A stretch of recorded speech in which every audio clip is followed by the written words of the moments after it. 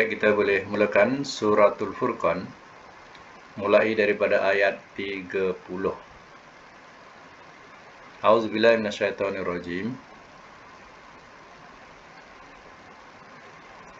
Wa qala, dan telah berkata ia.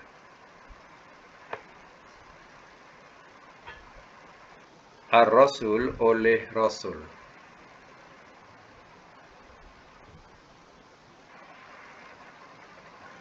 Ya Rabbi, wahai Tuhanku.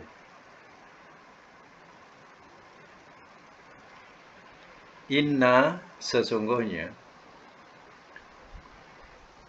Qaumi, kaumku.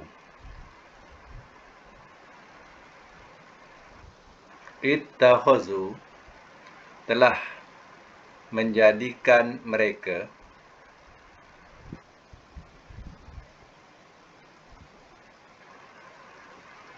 Haza, akan ini. Al-Qur'ana, Qur'an. Akan ini Al-Qur'an. Mahjura,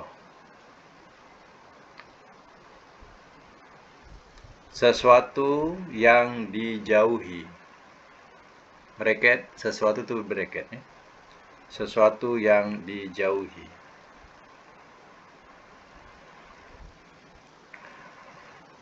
Wa kadzalika, dan seperti itulah.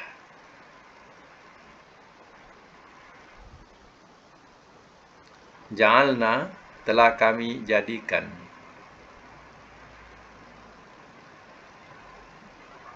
Likulli, bagi tiap-tiap. Nabiyin, nabi. Aduan, ada musuh.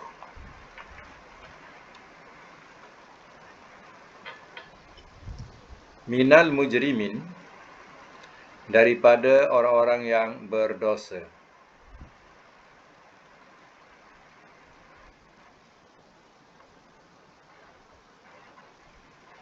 Wakafa, dan cukuplah.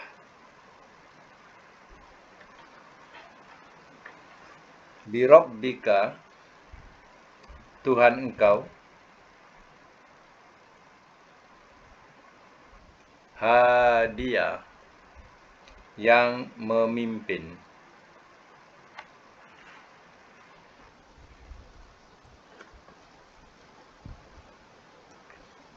Baik, simak semula.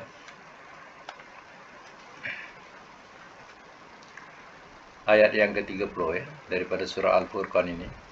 Wa qala Rasul, dan telah berkata oleh Rasul. Ya Rabbi, wahai Tuhanku.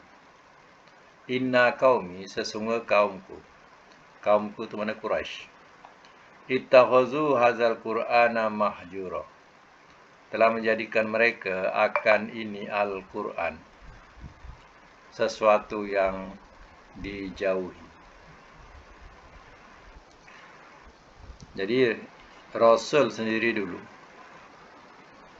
berdakwah kepada kaum Quraisy, tapi kaum Quraisy menjadikan Al-Qur'an ini sesuatu yang tidak disenangi ataupun ya sesuatu yang dijauhi. Jadi kita perlu ingat juga bahawa ya masyarakat kita, ya Al-Quran ini dijadikan sesuatu kitab yang terasing. Ya, kuatir termasuk dalam golongan ini. Kenapa dikatakan yang terasing? Sebab terkadang kita lebih mengutamakan atau meletakkan ya buku-buku yang lain, majalah-majalah yang lain, ya, daripada apa? Al-Quran. Dan Al-Quran ini ya kita akan letakkan sesuatu yang jauh. Kalau tinggi, dialah yang paling tinggi. Ketinggian tadi tak dapat dicapai oleh tangan pun ada. Terkadang Al-Quran itu dijadikan sesuatu yang ya dianggap begitu suci, sehinggalah Al-Quran itu tidak boleh disentuh. Dan maka tersimpanlah Al-Quran itu di dalam almari yang terpelihara, yang tidak disentuh-sentuh dan tidak dibaca. Jadi akhirnya Al-Quran ini jadilah satu kitab yang terasing. Ya, terasing bagi orang-orang Islam. Orang-orang Islam memegang Al-Quran ini sesuatu yang bersyarat. Yang menjadikan syarat-syarat itu pula menyebabkan orang Islam jemuh nak memegang Al-Quran, apalagi nak membaca, apalagi untuk memahami isi kandungannya. Sebab Al-Quran itu dianggap sebagai satu kitab yang terasing. Satu kitab yang jauh daripada buku-buku lain. Jadi kemuliaan meletakkan atau memuliakan Quran atau mensucikan Al-Quran terkadang tidak kena pada tempatnya. Kita lebih memuliakan buku-buku lain di hadapan daripada Al-Quran. Sebab rata-rata orang-orang kita, Al-Quran itu, kalau kita nak pegang, kenalah kita bersuci. Jadi bila kita bersuci nak pegang Quran, maka satu syarat yang menyebabkan kita nak buka, nak tengok makna, nak terjemah, kita rasa berat. Sebab kita tak bersuci dulu. Maksud bersuci itu mana tidak berwudu. Sedangkan bukalah sejarah Al-Quran macam mana. Al-Quran zaman Nabi belum berkitab seperti kita. Sahabat-sahabat semuanya, Quran itu semua dalam dada. Quran itu dalam hafalan maknanya. Tak ada kitabnya, tak ada bukunya. Turun wahyu, ditulis juga wahyu itu, disimpanlah. Dah ditulis pada pelepah kurma, pada tulang-tulang, disimpan. Dengan cerita disimpan sejarahnya di bilik Hafsah. Jadi tidak hanya sebagai simpanan sahaja, sebab mereka masa itu Quran itu semua dalam dada. Mereka tidak baca macam mana kita membaca kitab, tak. Mereka hafal. Jadi sampailah ke zaman Umar. Sehingga Umar terasa kalau Quran ni tak disalin, nanti umat Islam akan kehilangan saksi. Maka zaman Umar pun mulalah dikumpulkan Al-Quran untuk disalin. Sampai zaman Utsman barulah sempurna menyusunnya. Tapi tidak sesempurna yang dikendaki. Maka zaman Sayyidina Ali barulah benar-benar Quran ini sempurna dan berbaris. Dan asal-usul Quran yang ditulis itu dia tidak ada baris, tak ada titik. Tu kita nak tahu tu asal-usulnya. Mula-mula Quran tu tak ada baris, tak ada titik. Siapa yang mereka titik dan baris? Ialah Sayyidina Ali. Sebab Sayyidina Ali terkenal dalam kalangan sahabat adalah ahli nahu. Jadi Sayyidina Ali lah yang mereka adanya baris dan titik. Kalau ya titik 2 di bawah, kalau ta titik 2 di atas. Itu direka apa bunyi huruf ya dengan huruf ta, kemudian baris atas bawah untuk menyenangkan orang yang di luar atau bukan Arab membacanya. Itu yang kita sebut resam Utsmani. Sebab mengingatkan zaman Utsman, Sayyidina Utsman. Di situ barulah terciptanya kitab Al-Quran berbuku. Jadi zaman itu tidak timbul pun nak pegang Al-Quran itu adanya wuduk, tak ada timbul. Dan tak ada hadisnya yang menerangkan. Sebab zaman Nabi tak timbul kitab. Jadi tak timbul hadis yang kita suruh berwuduk. Jadi sebab itu Al-Quran zaman itu tidak dipegang tanpa berwuduk. Jadi kita ni menjadikan Al-Quran ni terlampau jadikan satu syarat yang mesti wajib berwudu. Itu yang menyebabkan Al-Quran ini jauh daripada umat Islam. Khawatir ada unsur-unsur unsur-unsur golongan yang nak menjauhkan umat Islam daripada Quran. Jadi itulah letakkan syarat-syarat yang memberatkan, sehinggalah Al-Quran ini memang benar-benar terjauh daripada kitab-kitab lain kalau di rumah-rumah orang Islam. Akhirnya Quran tidak dibaca, dia ulang kaji. Sebab Quran itu kitab yang dianggap suci sangat. Memanglah Al-Quran itu suci, tapi cara kita mensucikan tu tidak kena pada tempatnya. Kita nak sucikan tu isi kandungannya kita sucikan. Bukan Qurannya, bukan kitabnya. Tapi isi kandungan tu kita nak sucikan dia. Okey, Jadi kalau kita faham hal ini, maka jadikanlah Al-Quran itu jangan dijadikan benda yang asing, benda yang jauh. Biar Quran itu dekat, biar Quran itu terletak di tempat-tempat yang mudah diambil. Jangan terlampau sorok sangat, sehingga berlaku kematian, barulah nak mencari Al-Quran. Al-Quran nak dibaca, itu pun kadang ada setengahnya sampai tak jumpa. Tak mana letak Al-Quran, cari tak jumpa nak baca. Bila berlaku kematian, baru nak cari Al-Quran. Kadang jumpa, kadang tak jumpa. Kalau tak jumpa, kadang pinjamlah kat jiran-jiran, sampai macam tu. Jadi kena ingatlah ayat ini. Nabi sendiri pun dulu sudah memberitahu. Dan tersebut dalam Quran ini, dia berdoa kepada Allah.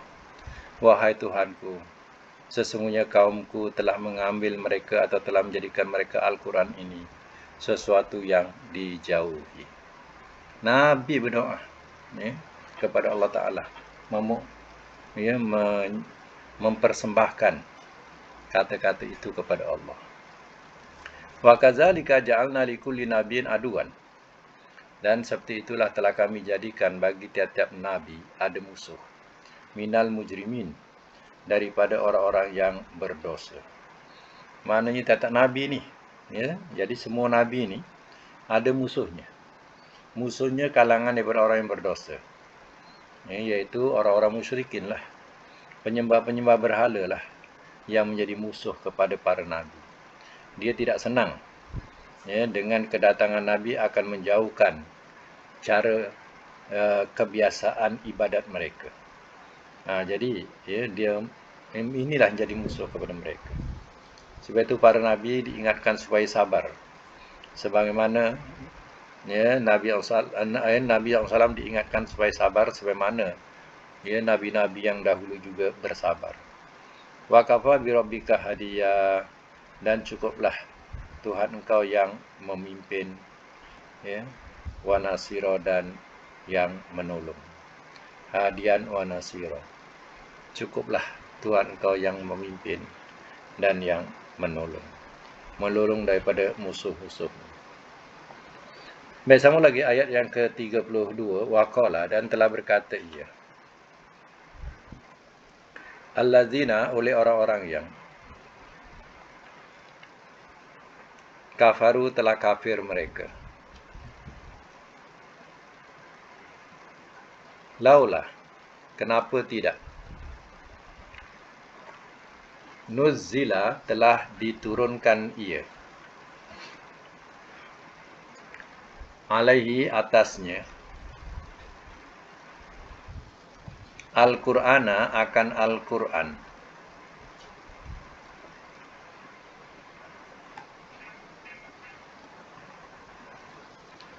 Jumlatan, jumlah. Wahidan, yang satu.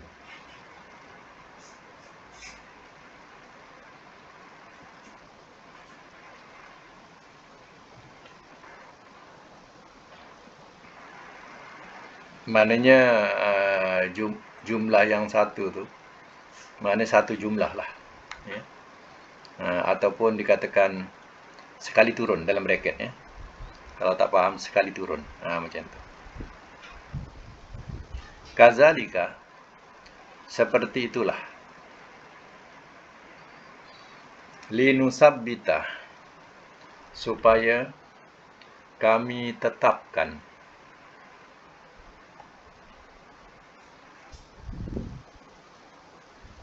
bihi dengannya fuadaka akan hati engkau.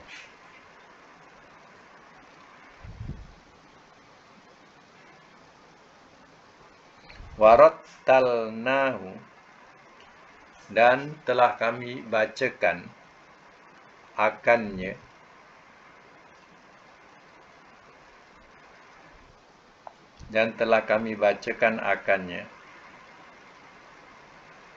tartila, sempurna bacaan.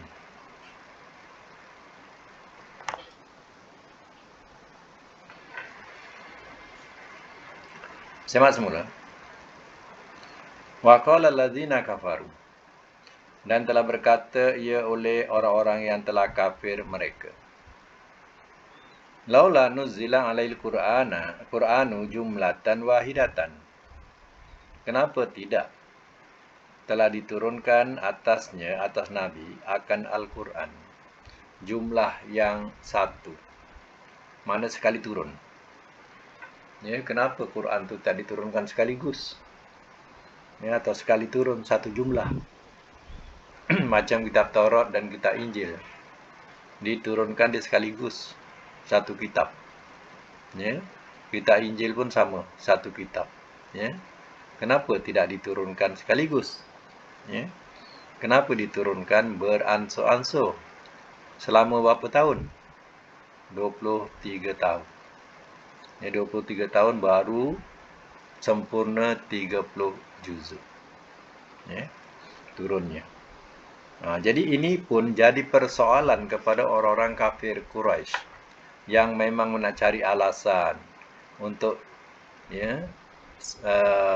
supaya orang tak suka dengan Al-Quran itu. Jadi dibuatlah persoalan-persoalan yang terkadang menjadikan Nabi sendiri sakit hati. Macam tu. Ya. Jadi diterangkan atau dijawab dengan wahyu. Kazalika linusabbita bihi fuadaka. Seperti itulah supaya kami tetapkan dengannya, dengan Al-Quran itu, akan hati engkau. Jadi tujuannya Allah turunkan beransur-ansur dan kadang memakan masa, berminggu-minggu dan kadang ada yang berbulan baru turun. Apa tujuannya Allah turunkan begitu? Supaya tetap dengannya, dengan Al-Quran itu akan hati engkau. Mana hafalan itu jadi kuat. Contohnya bila turun ayat, ayat itu turun, kemudian tak turun beberapa lama, maka hafalan itu sudah tetap terpahat dalam hati. Baru turun yang baru. Bolehkah kita kalau orang nak hafal Quran ni, sekaligus baca Al-Quran ni 30 juzuk ni terus boleh hafal? Tak boleh. Orang nak menghafal Quran itu berperingkat-peringkat. Kalau dulu Al-Quran lama tu ada ain. Satu ain. Bila kita belajar Quran, mengaji tu, hari ini diajar satu ain, besok satu ain, macam tu. Jadi orang hafal Quran pun macam tu juga, berperingkat-peringkat. Mana satu ain. Habis satu ain hafal, tambah lagi satu ain. Macam tu. Tidak sekaligus terus boleh hafal. Jadi itu sebab Al-Quran diturunkan dulu, kisahnya beransur-ansur, supaya hafalan itu kuat dalam hati Nabi dan juga hati para sahabat atau pengikut Nabi yang menghafal Al-Quran. Warattalnahu tartila, dan telah kami bacakan akannya dengan sempurna ataupun sempurna bacaan. Ya, sesempurna bacaan. Jadi Al-Quran ini telah dibacakan dengan sempurna bacaan. Ya. Kalau ahli-ahli tajwid, dia akan meletakkan ayat-ayat yang seperti ini, warattalnahu tartila. Dia akan tekankan, ya, bacaan itu adalah bacaan tajwid. Kalau ayat lain ada yang semakna dengannya, warattilil Qur'ana tartila. Ya, dan bacalah oleh engkau Al-Quran dengan tartil. Tartil itu maknanya dengan sempurna bacaan. Jadi mengikut tafsir, dia tidak ditekankan tentang makna tajwid. Mengikut tafsir diterangkan ialah supaya Al-Quran itu dipahami dan dihafal dan dipahami. Itu maknanya sebenar-benar bacaan. Itu dikata sebenar-benar bacaan. Bukan ditekankan hanya pada tajwid saja. Sebab itu terkadang ahli-ahli tajwid ini tidak boleh berkeras sangat. Atau tidak boleh tertumpu saja kepada hal tajwid saja. Sekurang-kurangnya terang-terangkan sedikit makna-makna dalam Al-Quran itu supaya dapat pelajaran daripada bacaan itu. Seandainya hanya ditekankan saja kepada tajwid, salah ni baca ni kalau salah berdosa, masuk neraka, macam-macam ancamannya. Tapi sedikit perkataan pun tak faham. Yang melarang macam tu punya keras pun tak faham makna yang dibaca tu. Itu sebenarnya tidak termasuk warattilil Qur'ana tartila. Tidak termasuk dalam arti membaca Quran dengan sebenar-benar bacaan.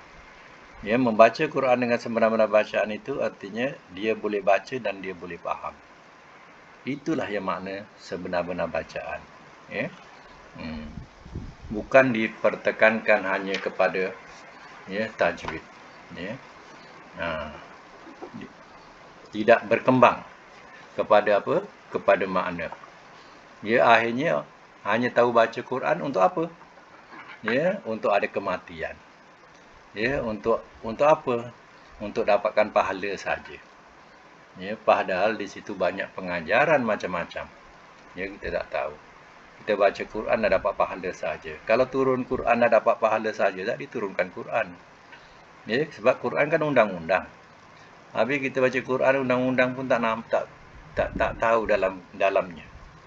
Jadi macam mana? Itulah maksud sebenar-benar bacaan.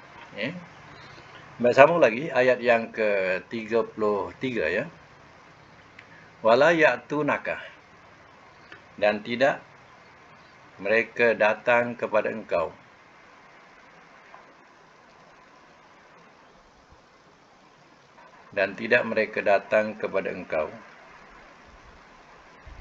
bimisli, dengan seumpama.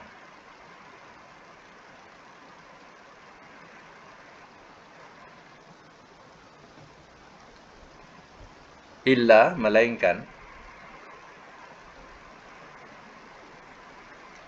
ji'naka, telah kami datangkan kepada engkau,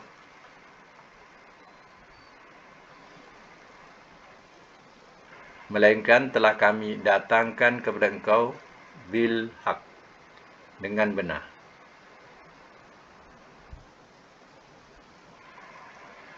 Wa ahsana, dan sebaik-baik, tafsiran.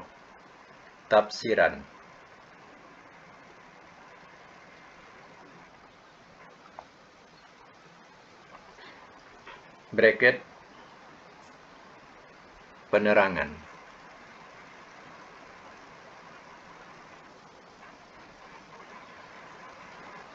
Baik, saya masuk mula.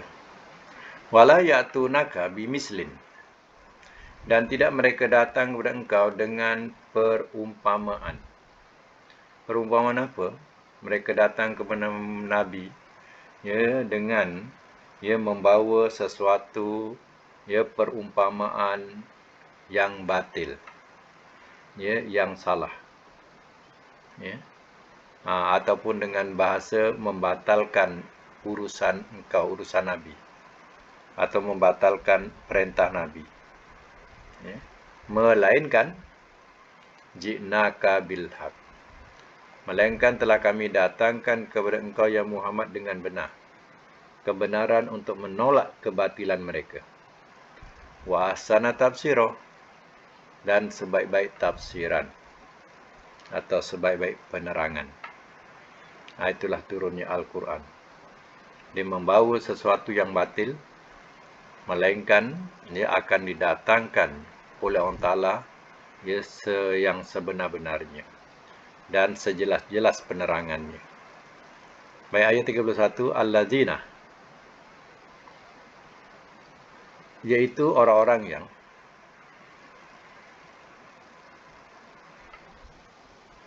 yuhsyaruna, mereka dikumpulkan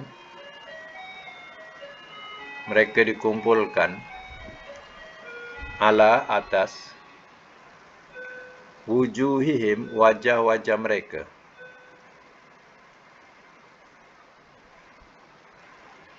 ila jahannam, kepada neraka jahannam.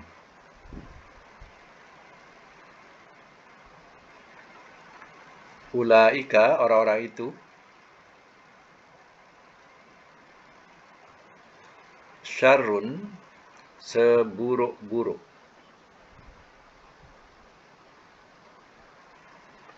makanin, tempat,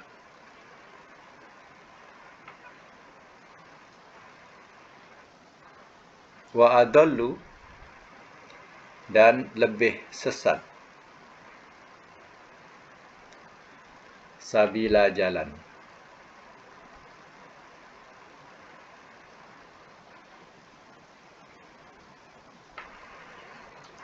Semak semula. Allazina yuhsaruna ala wujuhihim, yaitu orang-orang yang mereka dikumpulkan atas wajah-wajah mereka ila jahannam, kepada neraka jahannam. Ya, maksudnya mereka akan diheret ke dalam neraka jahannam. Ulaika syarrum makana, orang-orang itu adalah seburuk-buruk tempat. Mana neraka jahannam itu adalah seburuk-buruk tempat buat mereka. Wa adallu sabila, dan lebih sesat jalan. Itulah jalan yang ditempuh, jalan yang salah, iaitu jalan kekufuran, sehingga mereka dimasukkan ke dalam neraka jahannam. Baik, sama lagi, walakot, dan demi sesungguhnya, ataina, telah kami berikan,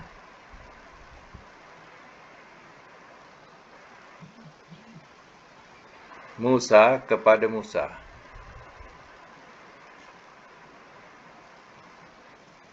al-kitaba, akan kitab,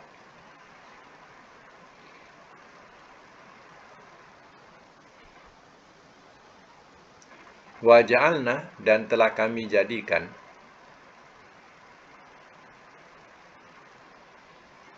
ma'ahu, bersamanya,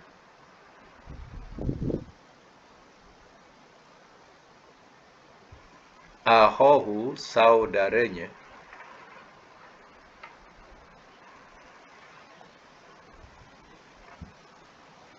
Haruna, Harun,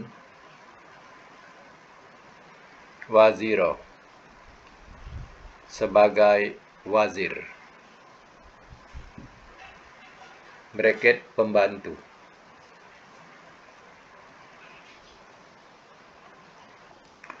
Walakad ataina Musal kitab, saya ulang, dan demi sungguhnya telah kami berikan kepada Musa akan kitab, yaitu kitab Taurat. Allah berikan kitab Taurat kepada Musa sekaligus, bukan sebagaimana Al-Quran. Quran turun beranso-anso dan tidak ada kitab, tak ada helaian kertas. Masa tu belum tercipta kertas ni, tak ada kilang kertas. Ya. Jadi zaman Nabi Muhammad tak ada kilang kertas. Jadi tak terciptalah kertas. Sebab itu mana-mana ada barang yang lebar seperti kulit ataupun pelepah kurma, dia akan tulis kat situ. Ya. Ditulis saja. Tapi tak ada titik, tak ada baris tulis macam kita tengok tulisan India. Macam tu. Ya. Jadi titik dan baris ni kemudian timbul, ya. Bukan zaman tu. Zaman tu tak timbul titik baris. Ya.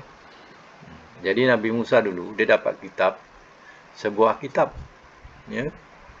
Bukan seperti Quran. Wajalna ma'ahu akhahu Harun, dan telah kami jadikan bersamanya, bersama Nabi Musa adalah saudaranya, yaitu Harun. Wazira, sebagai wazir ataupun pembantu. Ya, Nabi Musa dia tidak boleh menghadapi Fir'aun sorang-sorang. Nabi Musa minta pada Allah, mintalah Harun itu sebagai pembantunya. Sebab Nabi Musa ni dia cakap tak fasih. Ya, itu yang kita baca doa tu, doa Nabi Musa. Ya Rabbi syrah li sadri wa yassir li amri wahlul 'uqdatam min lisani yafqahu qawli.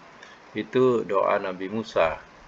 Ya, kerana Nabi Musa ni tak fasih. Bila tak fasih ni, nanti Fir'aun dengar. Ya, Fir'aun tak faham. Jadi yang memberi terjemahannya ialah Harun.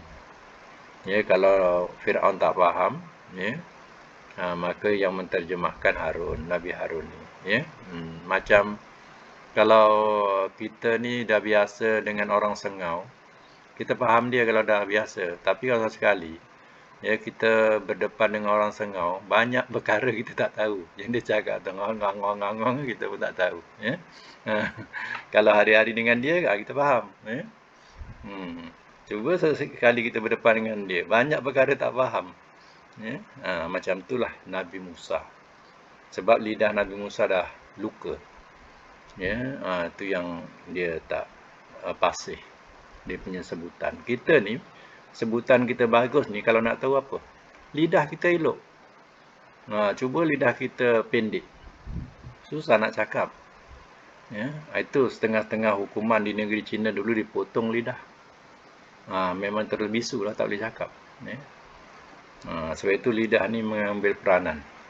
Kita boleh bercakap, boleh fasih cakap, ya, lidah tu. Ya. Jadi Nabi Musa dah dapat kawan atau teman ataupun pembantu namanya Harun. Ya. Baik, satu lagi. Fakulna, maka telah berfirman kami.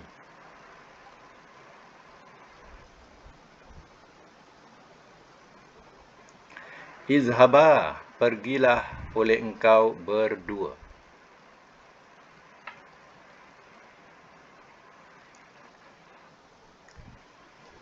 Pergilah oleh engkau berdua ilal qaumi, kepada kaum allazina, orang-orang yang kazzabu, telah mendustakan mereka,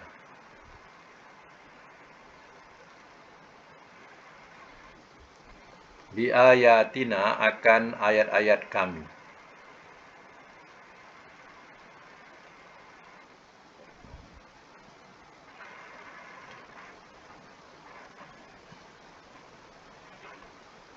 Akan ayat-ayat kami. Fadammarnahum, maka telah kami hancurkan akan mereka.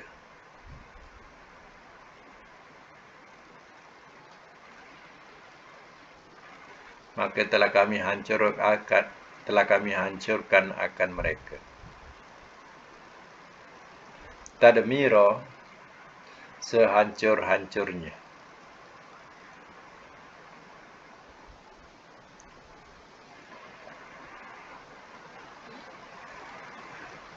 Siapa semula? Fakulna, maka telah berfirman kami, iaitu Allah berfirman kepada Musa dan Harun. Izhaba, pergilah oleh engkau berdua, wahai Musa dan Harun, ilal qaumil lazina kazzabu, kepada kaum orang-orang yang telah mendustakan mereka, bi ayatina, akan ayat-ayat kami.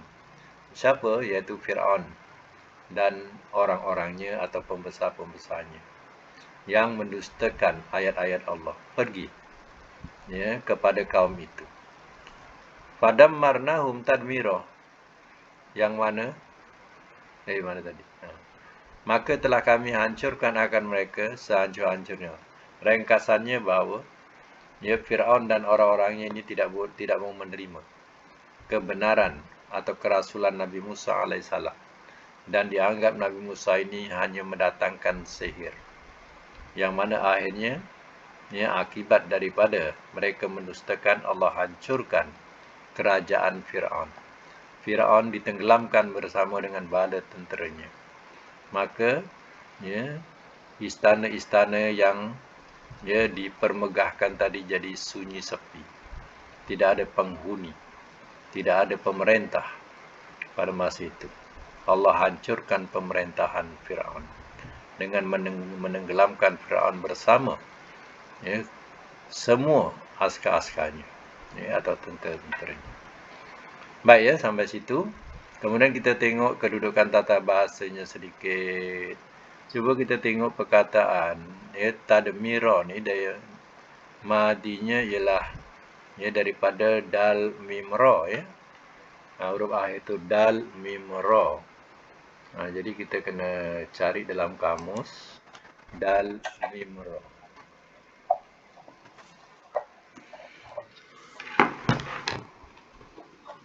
Jumpa tak dal? Cari dal dulu. Dal zal rozai ya. Jim ha dal zal rozai. Kemudian carilah dal mim ra. Muka surat apa siapa jumpa? Mim lepas apa? Lam mim. Lepas lam mim. Dal mim ra. Dal mim jim. Dal mim ra. Dal mim ra muka surat 99 ya. Sebelah kiri. Sebelah kiri agak-agak sebelah tengah atas sikit. Jumpa tak? Sebelah kiri. Muka surat 99. Jumpa tak? Kalau tak jumpa, saya kira berata 2, 4, 6, 8. Baris yang ke-8. Jumpa? Daripada atas. Boleh buka mic tu. Nak dengar suara tu. Biar ada follow up dia. Ya. Dah jumpa ya? Okey. Damara yadmuru. Ya, maknanya ialah binasa, mati. Tapi kalau bunyinya ada sabdu dammara bawah dia tu, itu maknanya membinasakan sebab dia jadi 4 huruf. Kalau 3 hurufnya damara. Kalau 4 hurufnya damara. Tetapi yang dalam Quran ni 4 huruf. Yang 4 huruf ya. Nah, sebab itu padammarna. Jadi ada sabdu dammar. Ya. Itu 4 huruf. Jadi asalnya daripada 3 huruf damara. Yadmuru. Macam mana fi'il amar kalau yadmuru? Kalau nak jadikan fi'il amar, ya. Udmur. Ya. Jadi nak jadikan fi'il amar, tengok pada fi'il mudhari' ni, mim ra, mim depanmu matikan dengan huruf akhir bunyi mur. Jadi awalnya kita tambah dengan alif. Ya tu jangan sebut. Tambah dengan alif. Jadi kalau baris depan mur, baris depan. Awalnya depan mur. Jadi udmur. Ya. Udmur. Fi'il amarnya ialah udmur. Kalau fi'il nahi pula, fi'il nahi, makna jangan. Kita ya tukar jadi ta ke atas. Baris jangan tukar. Ya tukar ya jadi ta. La tadmur. Ya yang ada tu jadikan ta. Jadi tad. La tad. La tadmur. Udmur. La tadmur. La tadmur. Ya. Baik, cikgu cuba tengok atasnya sedikit. Ke atas sedikit. Damaja. Damaja. Damaja yad damaja yad muju. Jumpa tak? Atas dia tu. Yang kita bincang-bincang ni yang ada dalam bracket tu lah ya. Damaja yad muju. Kita jangan kira dia punya makna. Bukan dam-dam. Atas dia, atas lagi. Atasnya sikit lagi. Damaja yad muju.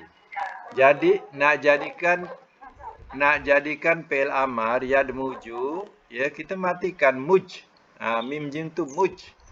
Jadi bila baris depan, awalnya pun baris depan. Apa bunyinya sekarang? Ud muj. Ud muj dah jadi fi'il amar. Fi'il amar. Ud muj. Okey. Kalau fi'il nahi, ya tu jadi ta. Yad. Jadi tad. La tad muj. Ya tu tukar jadi ta. Jadi tad. La tad muj. Ya. Kemudian, ya kita tengok sebelah bawah pula. Bawah. Ya. Bawah sekali. Tengok damala. Damala. Sebelah bawah sekali nombor 2 tu. Damala. Yad mulu. Kalau nak jadikan fi'il amar yad mulu, macam mana yad mulu? Ud mul. Kita tengok pada mulu tu ud mul. Ya. Ud mul. Kalau fi'il nahi ya tukar jadi ta. La tad mul. La tad mul. Ya. Jangan leka nak menulis je. Tengok. Sebut sama-sama. Ya. Dah banyak tulisan tu tak dapat nak dipaham. Ya. Tak payah tulis pun tak apa. Ya. Dengar dan ikut je. Ya. Okey. Muka surat 98. Sebelah atas sekali, sebelah kiri. 98 sebelah dia. Sebelah dia. Kamus ya, kamus. Dafako. Sebelah kiri atas sekali. Dafako yad fuku. Kalau kita nak jadikan amar yad fuku, ud fuk. Ud fuk. Nahinya la tad fuk. Ya tukar jadi ta, jadi tad. La tad fuk. Ud fuk la tad fuk. Tengok ke bawahnya pula. Dafana.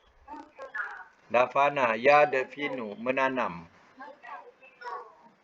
Tengok ke bawah. Dafana ya definu. Itu dah masuk bawah pula. Ya definu. Dafana ya definu. Jumpa tak ke bawah? Kita nak jadikan fi'il amar ya definu. Idfin. Idfin. Idfin ni maknanya tanamlah oleh engkau. Suruh. Tanamlah oleh engkau. Kalau fi'il nahi, la tadfin. La tadfin. Jangan engkau tanam. Ya, la tadfin. Okey. Ke bawahnya sikit lagi. Cuba cari daki'ah. Daki'ah yadqa'u. Macam mana fi'il amar yadqa'u?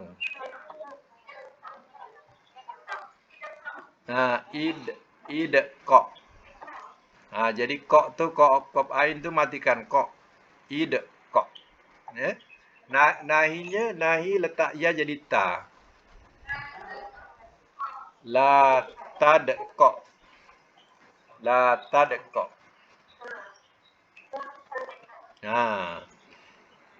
Tengok bawah sekali, baris yang ketiga. Bawah sekali. Dakina. Yadkanu. Kalau fi'il amarnya apa? Idkan. Idkan. Idkan, nahi dia la tadkan. La tadkan. Okey, tengok sebelah kanan pula atas sekali. Da'iso. Dariso.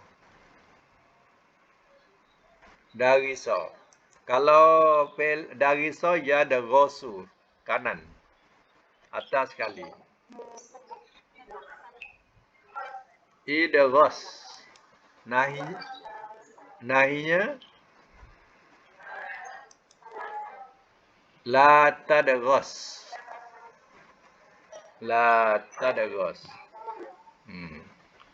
Baik. Tengok yang tengah-tengah pula. Cari perkataan dafaro yadfaru.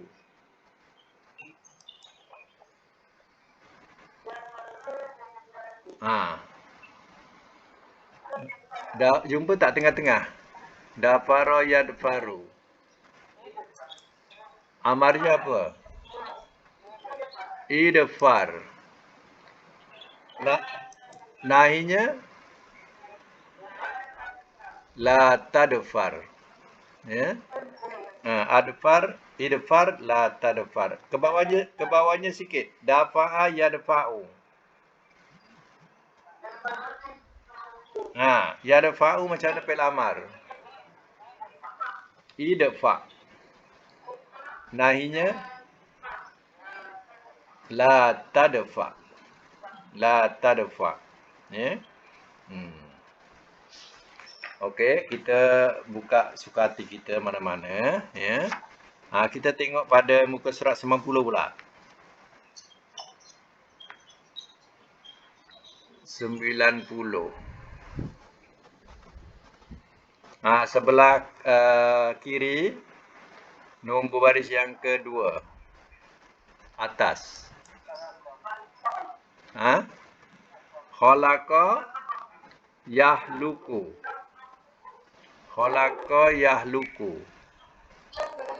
Amarnya yahluku apa? Uhluk. Kalau depan, bunyi depan. Ya. Mana-mana yang tak faham tu, ingat ya, kalau akhir depan, awal depan. Ya, jadi kalau luk, awalnya juga bunyi depan uhluk. Kalau bunyi bawah, awal bawah. Itu tanda tu, penting tu. Kalau bawah, bunyi bawah. Kalau atas, bunyi bawah. Kalau bunyi atas, bunyi bawah awalnya. Itu penting.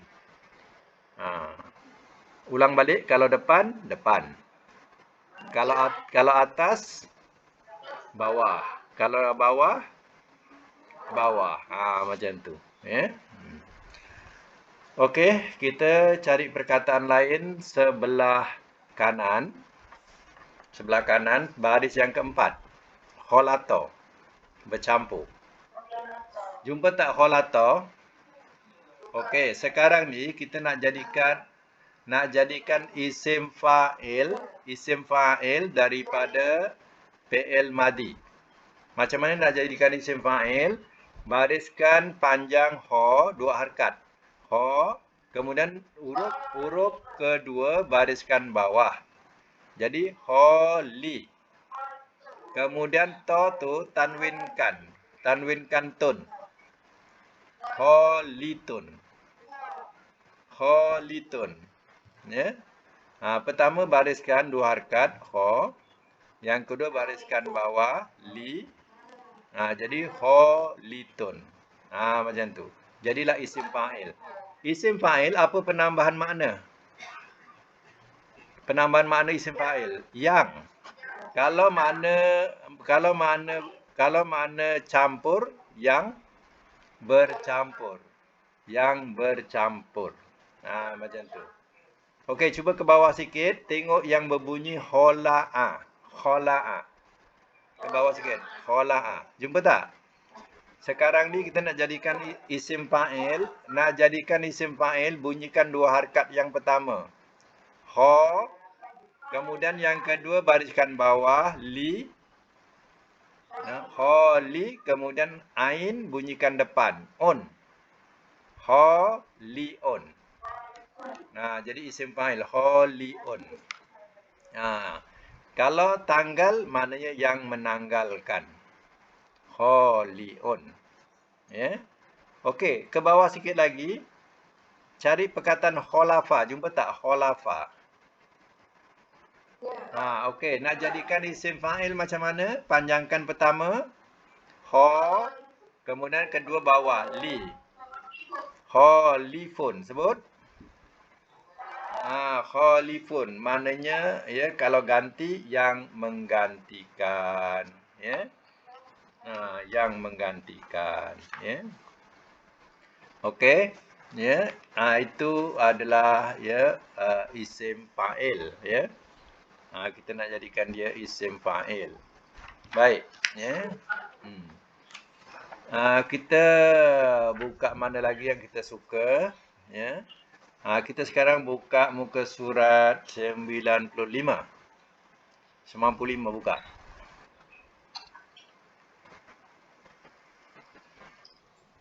Jumpa sebelah atas baris kanan, sebelah kanan baris kedua. Dahasa. Jumpa tak? 95 dahasa kanan, sebelah kanan atas nombor 2, ya. Dahasa. Sekarang ni kita nak jadikan dia isim maf'ul. Isim maf'ul penambahan dia mim dengan waw. Catat ya, mim dengan waw. Nak jadikan isim maf'ul. Jadi dalam makna isim maf'ul kena terjemah yang di. Kalau kalau kata yang buat, jadi yang dibuat. Kalau cakap, yang dicakap. Ada yang di. Ya, penambahan dia. Okey, macam mana nak tambah mim dengan waw? Mula-mula mim matikan dengan dal. Mim matikan dengan dal, bunyi mat. Kemudian penambahan kedua, penambahan waw lepas daripada huruf kedua. Jadi ha tu tambah dengan waw jadi hu, mad hu. Yang akhir bunyikan depan, akhir bunyi depan, sun. Mad hu sun. Mad hu sun. Macam tu. Isim maf'ul penambahannya, ya, mim dengan apa? Dengan waw. Penambahan mim dengan waw. Okey. Cuba tengok ke bawah lagi, ada tak perkataan dahoro? Dahoro. Dalhoro, dahoro. Jumpa tak? Dahoro. Ke bawah, ke bawah. Jumpa? Okey. Nak jadikan isim maf'ul, tambah mim dengan waw. Pertama, mim. Macam mana? Mad hu ron. Mad hu ron. Jadi makna kalau hina, yang dihina. Yang dihina. Ya. Bawahnya jumpa tak perkataan dahosa? Macam mana jadikan isim maf'ul dahosa? Tambah mim dengan waw. Mad hu sun. Mad hu sun. Semua sama. Semua sama. Dia punya penambahan mim dengan waw. Mad hu sun. Nampak tak bawah dia lagi? Bunyi dahola. Jumpa tak bawahnya lagi? Macam mana jadikan isim maf'ul? Madhulun. Yang lain tu kena ikut juga, ya. Kena ikut supaya biasa. Madhulun. Macam mana isim fa'ilnya? Balik isim fa'il. Macam mana nak buat isim fa'il pula? Isim fa'il. Panjangkan dal. Da. Kemudian yang kedua baris bawah. Dahilun. Hilun. Dahilun. Isim maf'ulnya tambah mim dengan waw. Madhulun. Apa? Madhulun. Okey. Buka muka surat 340. Ini suka hati je buka biar pandai. Jangan satu bentuk je. Nanti satu bentuk tu yang pandai. Bila tengok bentuk lain dah tak pandai. Tengok muka surat 340. Atas sekali sebelah kanan baris yang keempat. Kazaba. Kazaba. Kalau jadikan isim fa'il, macam mana bunyi isim fa'il? Panjangkan yang pertama. Ka. Yang kedua baris bawah. Kazibun. Maknanya kalau dusta, yang berdusta. Yang berdusta. Kalau nak jadikan isim maf'ul, tambah mim dengan waw. Makzubun. Yang lain ikut juga, ya. Jangan main tulis, ya. Ikut mulut tu. Makzubun. Ya, maknanya yang didustakan, ya. Yang didustakan maknanya, ya. Okey. Satu lagi, kita tengok sebelah kiri atas sekali. Karoba.